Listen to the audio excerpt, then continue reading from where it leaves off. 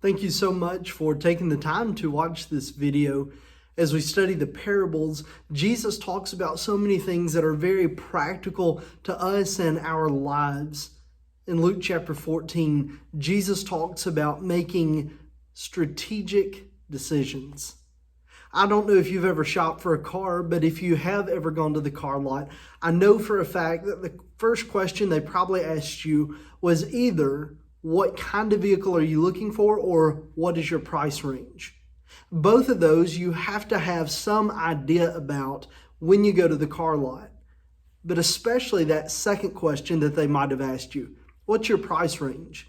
I know you've given some thought to that before you ever step foot on the car lot. You know going into that situation whether you can afford a low-end or a base model vehicle, or if you can afford a Maserati. You know that before you ever go to the car lot. You know and have an idea at least of what you're looking for and how much you can spend. Of course, when we make huge decisions in our lives, we always preface that with some planning, with some thoughtfulness. And there are many times when, if we haven't done those things, it backfires on us. It causes huge problems in our lives because we've not been thoughtful about major decisions.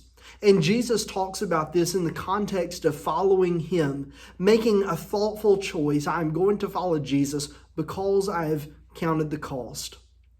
Jesus shares with us two parables in Luke chapter 14 about making the thoughtful decision to follow Him. Listen to these two in Luke 14, starting in verse 28. For which of you, desiring to build a tower, does not first sit down and count the cost, whether he has enough to complete it? Otherwise, when he has laid a foundation and is not able to finish, all who see it begin to mock him, saying, this man began to build and was not able to finish. Or what king going out to encounter another king in war will not sit down first and deliberate whether he is able with 10,000 to meet him who comes against him with 20,000? And if not, while the other is yet a great way off, he sends delegation and asks for terms of peace. In this first parable that Jesus tells, he talks about a man who sets out to build a tower. And for us, this is an odd thing to set out to build unless you're maybe in business and you're constructing a tower for a business. But a tower was generally something that people would have in their vineyard. And that way, during the harvest, they could protect their vineyard from anyone who would want to come and steal away their product. And so he decides, I'm going to build a vineyard, but first, what must he do before the first brick is ever laid? He must ask, what is this going to look like? What is this going to cost? And before you ever build a house, before you ever start on a renovation, before you ever begin to make major builds or major costly things, we must always sit down and ask, how much will it cost and how much can I afford?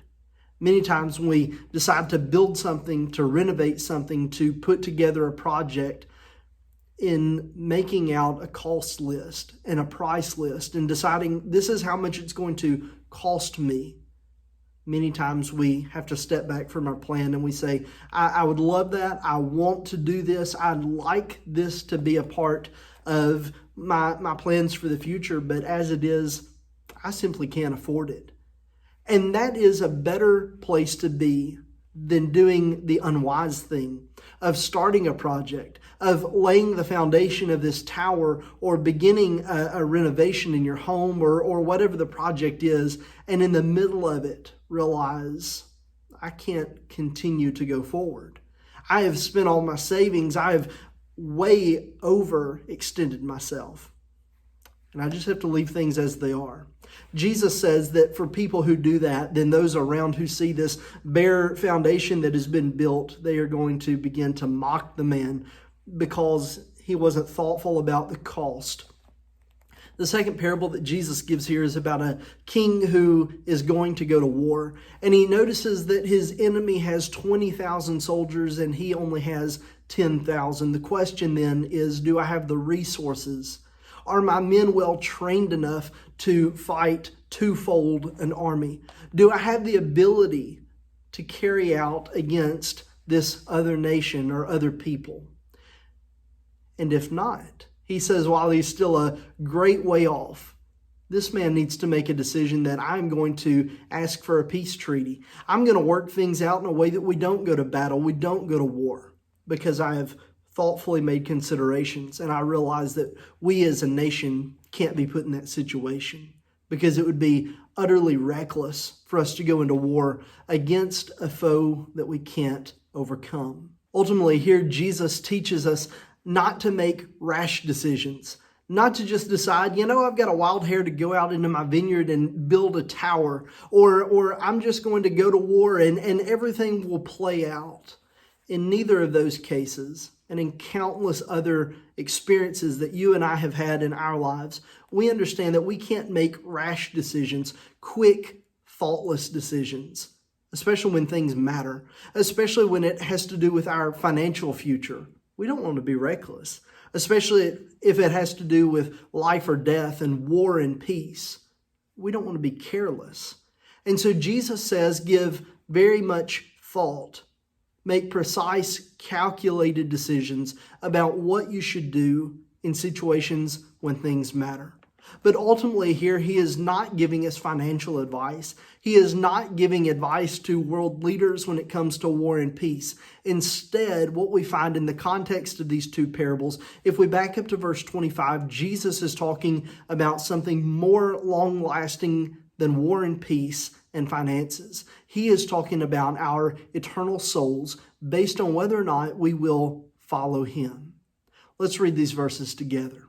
Now great crowds accompanied him, and he turned and said to them, if anyone comes to me and does not hate his own father and mother and wife and children and brothers and sisters, yes, even his own life, he cannot be my disciple. Whoever does not bear his own cross and come after me cannot be my disciple. And again, verse 33. So therefore, any one of you who does not renounce all that he has cannot be my disciple. Jesus uses some strong language here. He says, if you will come after me to follow me, but you don't hate your father, your mother, your wife, your children, your brothers, your sisters, then you can't follow me. And many people have been concerned, and they raise an eyebrow as they read this from Jesus. If you don't hate these people who are your family, who are your loved ones, and you're not worthy to follow him. And of course, Jesus here does not mean this in a literal sense, that you must actually hate your father and mother, your brothers, your sister, your wife, your children. Of course, the Bible teaches, the New Testament teaches, that we are to love those people, especially when we think about those in our own household. Paul writes in the book of Ephesians that husbands are to love their wives as Christ loved the church. God's plan is not that we hate our families, but Jesus makes a strong point here about who our allegiances will be with, about who we will love most. And in a sense, he asks us to love less, all of the people in our lives, so that we can follow him more precisely. I appreciate the New Living Translation and the way that it translates this verse, because it says, by comparison, hate everyone else. As we think about what Jesus gets to here, he's not asking us to hate our family. Rather, he says, by comparison, there's a huge spectrum between love and hate, and he asks us to love him all the way we can and to love less those who would stand in our way of following him. There should be nothing that detracts a follower of Christ from following him. And that's exactly his point, because he comes to even the pinnacle when he says, yes, even himself. Will we deny ourselves? Will we hate ourselves, love ourselves less, so that you and I can follow Lord Jesus? That's what Jesus is getting at here. And he says, anyone who is not willing to hate or love less so that they can follow me, they're not able to follow me. So then there are 4 questions that you and I must ask ourselves when it comes to counting the cost of following Jesus. The first one is very simple. Am I willing to deny myself? Jesus makes it very abundantly clear in his teachings throughout the Gospels that if we are going to follow him, we must give up our own will in order to follow him, follow his will. In Matthew chapter 16, verse 24, Jesus says, "If anyone would come after me, let him deny himself and take up his cross and follow me." You think about Paul's words in Galatians chapter 2, verse 20, "For I am crucified with Christ. It's no longer I who live, but Christ who lives in me." Paul says, "I have died to myself, and now the life that I live for Christ, and it is Christ himself who lives in my life." Can we say those words with confidence? That we have denied ourselves, and now we are living for Christ. And our life is not about us. It's not about our wishes or our desires, but it's about living for the Lord. That's a very tall order. And Paul says that it's important that we die to ourselves. Jesus says we must deny ourselves so that we can follow him. Many years ago, C.S. Lewis wrote a book called Mere Christianity. And within this book, there is a great quote that I wanted to share with you because C.S. Lewis absolutely nails the point that Jesus is trying to make. Here's what he says. "The Christian way is different. Christ says, 'Give me all. I do not want so much of your time or so much of your money or so much of your work. I want you. I have not come to torment your natural self, but to kill it. No half measures are any good. I don't want to cut off the branch here and a branch there. I want to have the whole tree down. I don't want to drill the tooth or crown it or stop it, but to have it out. Hand over the whole natural self and all the desires which you think innocent as well as the ones you think wicked, the whole outfit. I will give you a new self instead. In fact, I will give you myself. My own will shall become yours." The first question is simply, am I willing to deny myself? But a second question that maybe is overlooked as we begin following Jesus, but is so very important as we continue, is the simple question, do I believe in Jesus? Jesus makes so many powerful, incredible statements during his ministry. And if you and I don't fully believe who Jesus is, why would we ever want to follow him? Jesus makes the claim that he is the Son of God. And if you don't fully believe that, why would you want to follow him if you think him to be a liar? Jesus says that he is a king, and he tells Pilate before his death that he is a king. If you don't believe that he is king, why would you want to follow him? Jesus makes claims that he will die and rise again in a resurrection. And if you don't believe that, why would you want to follow somebody that you don't believe? The second question is simply, do I believe Jesus? Do I believe his claims about who he is? Because ultimately, if you don't believe in the identity of Jesus, it does you no good to follow him. Because everything he says will be colored with a question mark. Is that really how it is? Is that really important? Because if you don't believe who he is, why would you believe what he says? The third question builds off this, and it is, am I willing to follow the teachings of Jesus? If I believe his identity, he is the Son of God. He is the one who was there during creation. And the Bible says that there was nothing made that was not made with and through him. If I believe in his identity, am I willing to follow his teachings? And Jesus has some teachings that are very hard for us to follow. But more than that, they go completely against the grain of our culture and our modern world. Am I willing to follow teachings that will possibly align me against people in my life? Will it be okay for me to follow Jesus if it means there is sometimes friction with my neighbors, maybe with some family members who don't follow him? Am I willing to follow Christ, who makes statements such as love your enemies and pray for them? Am I willing to follow a Jesus that asks for me to follow him even when things are difficult? Am I willing to follow a Jesus who tells me what to do when I am angry? Am I willing to follow a Jesus that teaches me about what sexual purity looks like? Am I willing to follow the one who is going to teach all of these things that might put me at odds with people? But if you're willing to follow Jesus' teachings, then you have begun to count the cost of what it means to follow him. The fourth question is simply this: am I willing to follow Jesus to the end? In Luke chapter 14, verse 25, it says that there was a multitude following Jesus, and he turns to them and he makes statements about counting the cost of following him. I think here he is wanting to kind of sift the bunch. He is waiting to see how many of you are in this for the long haul. And ultimately, Christians, we are in it for the long haul.